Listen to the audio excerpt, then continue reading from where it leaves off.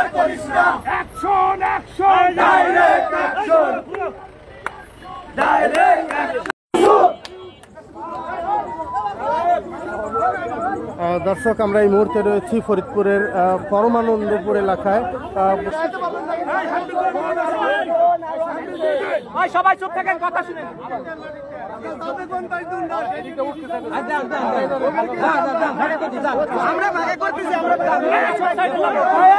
সেই গাড়ির বহরটি দেখছি, প্রায় 15-16টি গাড়ি আমরা দেখতে পাচ্ছি চলে যাবে। তবে সর্বাত্মক চেষ্টা আমরা দেখছি, সেই বহরটি চলে আসছেন সামনের দিকে।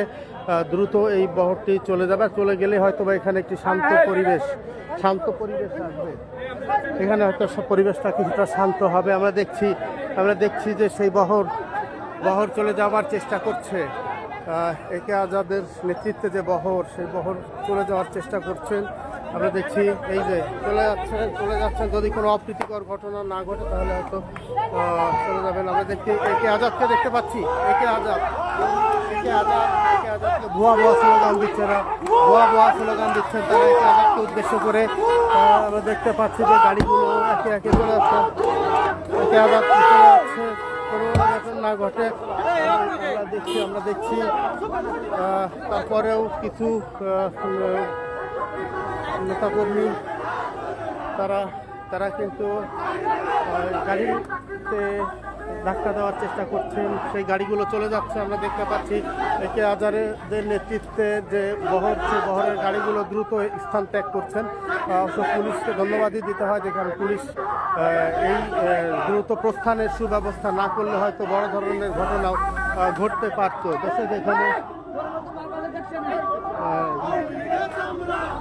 আমরা দেখছি যে একে আজাদের বহর অবশেষে এখান থেকে চলে যাচ্ছেন নিয়ে। অবশ্য একটি ভালো সিদ্ধান্ত, কারণ কোনো ঘটনা অঘটন যাতে না ঘটে, কোনো সমস্যা যাতে না হয়, এখানে শান্তিপূর্ণ অবস্থান থাকবে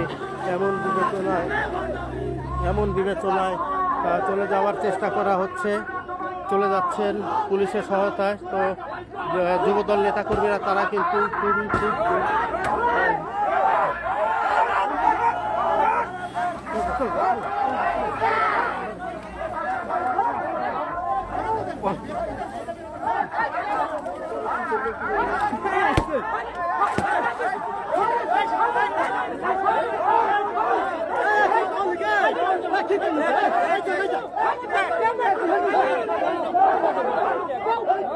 গাড়িটা ছাড়ে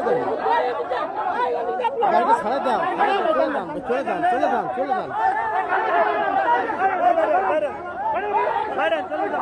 দু একজন উচ্ছৃঙ্খল যুবক, যারা দুঃশৃঙ্খল, তারা হঠাৎ করেই হামলার ঘটনা ঘটেছে। পেছনের গাড়িতে আগ দিয়ে বাড়ি মেরেছে, সেটি আমরা দেখছি।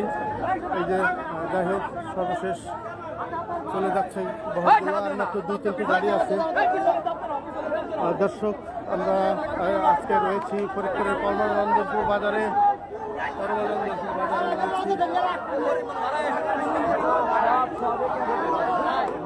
ভুয়া স্লোগান দিচ্ছে এখান থেকে।